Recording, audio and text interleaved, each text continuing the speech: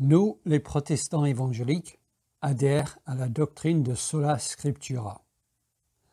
Nous reconnaissons les confessions historiques du christianisme et nous apprécions la lecture des pères de l'Église. Cependant, nous disons que la Bible, les Écritures, est à part. Elle seule est théopneustos. Elle seule est expirée de Dieu. 2 Timothée 3,16. La Bible seule est notre autorité suprême pour la vie chrétienne.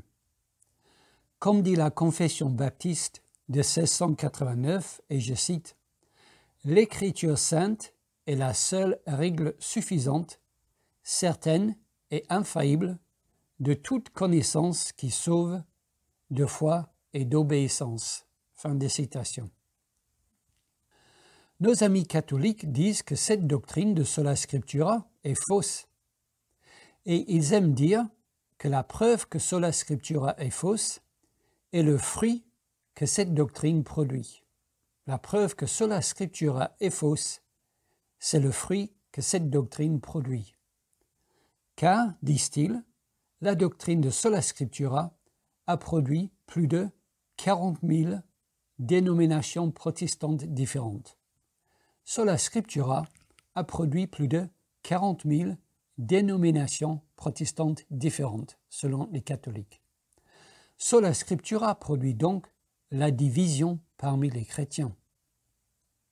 De plus, tous ces chrétiens qui se sont séparés les uns des autres dans les dénominations respectives, que ce soit des luthériens, des baptistes, des anglicans, des presbytériens, des méthodistes, des réformés, des pentecôtistes, etc., etc., tous ces chrétiens prétendent suivre sola scriptura. Sauf que cette doctrine les conduit tous sur des chemins bien différents. 40 000 chemins bien différents. Donc sola scriptura conduit au chaos. Sola scriptura conduit à la division. Mais Jésus a dit que le monde saura que nous sommes ses disciples à cause de notre unité, pas à cause de notre division. Donc les fruits de cette doctrine sont mauvais. Donc cette doctrine ne vient pas de Dieu. Par contre, disent-ils, l'Église catholique rejette l'idée de sola scriptura. L'Église catholique n'est pas sous l'autorité des Écritures seules, mais sous l'autorité des Écritures et sous l'autorité de la sainte tradition de l'Église. Et dans l'Église catholique, tous sont unis. Il n'y a pas des milliers de dénominations catholiques, n'est-ce pas? Il n'y a qu'une seule Église à travers le monde. D'ailleurs, c'est le sens même du mot catholique. Donc, ce fruit est bon. Ce fruit, c'est l'unité. Donc, ce fruit vient de Dieu. Personnellement, je trouve le nombre de 40 000 dénominations protestantes qui suivent sola scriptura très très exagéré, et je trouve que l'unité de l'Église catholique est un mythe. Mais admettons tout cela. Accordons ces choses à nos amis catholiques afin d'analyser leur argumentation. D'un côté, il y a des protestants évangéliques, comme moi, adhérents à sola scriptura. Et ils sont divisés car ils croient des choses différentes. Et de l'autre côté, il y a des catholiques qui sont unis en une seule Église car ils croient les mêmes choses, c'est-à-dire l'autorité des Écritures, mais aussi l'autorité de la sainte tradition. Selon nos amis catholiques donc, si nous sommes divisés dans nos doctrines, au point de nous séparer les uns des autres, dans des différentes dénominations, c'est une preuve que nous ne suivons pas le Christ. Si nous sommes divisés dans nos doctrines, au point où nous nous séparons les uns des autres, c'est une preuve que nous ne suivons pas le Christ. Que pouvons-nous dire sur cette argumentation qui est censée prouver que sola scriptura ne vient pas de Dieu? On peut dire que nos amis catholiques sont très habiles dans leur façon de présenter cette argumentation, n'est-ce pas? Nos amis catholiques sont très habiles dans leur façon de présenter cette argumentation. Car la comparaison à faire n'est pas entre adhérents de sola scriptura d'un côté et catholiques de l'autre.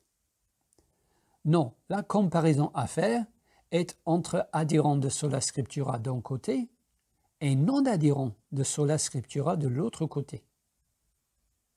Car, bien qu'il soit vrai que les catholiques rejettent la doctrine de sola scriptura, ils ne sont pas les seuls qui rejettent cette doctrine.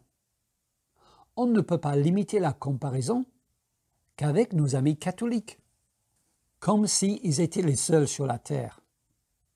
Il y en a d'autres qui croient la Bible, mais qui rejettent la doctrine de sola scriptura. Ils croient la Bible, mais ils ont aussi d'autres textes sacrés ou d'autres textes autoritaires auxquels ils croient. Pour tester les fruits de sola scriptura, donc, la comparaison à faire est entre adhérents de sola scriptura et non-adhérents de sola scriptura. La comparaison à faire pour tester les fruits de sola scriptura est entre adhérents de sola scriptura d'un côté et non-adhérents de sola scriptura de l'autre côté. Et dans ces derniers groupes de non-adhérents de sola scriptura, nous trouvons les catholiques, bien sûr, et les orthodoxes, les chrétiens orthodoxes, mais aussi les témoins de Jéhovah, l'Église de Jésus-Christ des saints des derniers jours, autrement dit les Mormons, l'Église de la science chrétienne, et même certains musulmans et certains bouddhistes. Vous voyez un peu le tableau, n'est-ce pas? Attention, tous ces groupes disent croire la Bible et rejettent la doctrine de sola scriptura. Ils croient la Bible, mais ils ont aussi des textes sacrés ou des textes autoritaires qu'ils croient avec la Bible. La comparaison doit se faire donc entre nous, protestants évangéliques adhérents de sola scriptura, et tous ces groupes-là. La vraie comparaison à faire pour analyser les fruits de sola scriptura est entre les adhérents de sola scriptura, c'est-à-dire les protestants évangéliques, d'un côté, et tous ces autres groupes de l'autre côté. Voilà la comparaison à faire. Autrement dit, rejetez la doctrine de sola scriptura et vous avez le choix entre l'Église catholique ou les témoins de Jéhovah ou les Mormons ou l'islam ou même le bouddhisme. Ça, mes amis, s'appelle la division totale. Ça, c'est le chaos total. Ça, c'est un fruit bien pourri, n'est-ce pas?